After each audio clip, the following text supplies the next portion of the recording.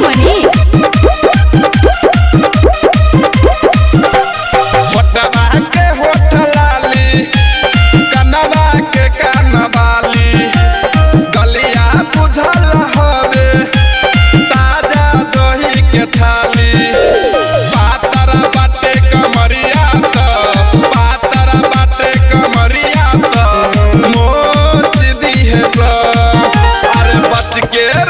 पतर की ढोरी खरोच दी है सब।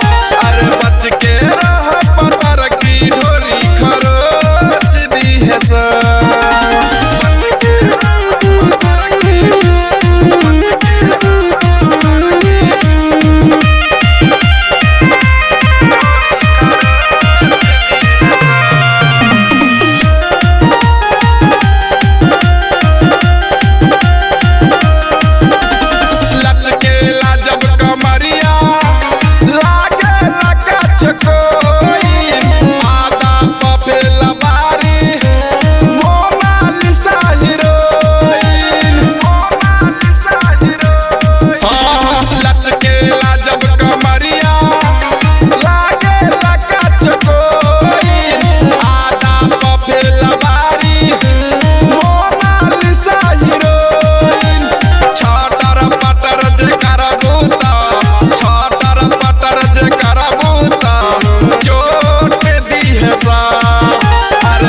के रहू पतर की ढोरी खरोच दी है सब।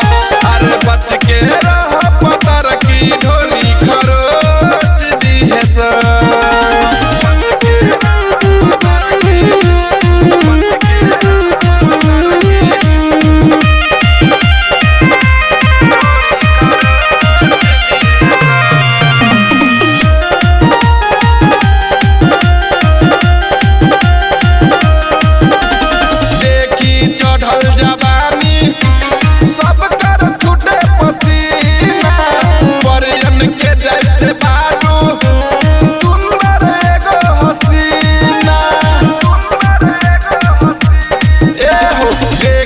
चढ़ल जवानी सब कर छूटे पसीना।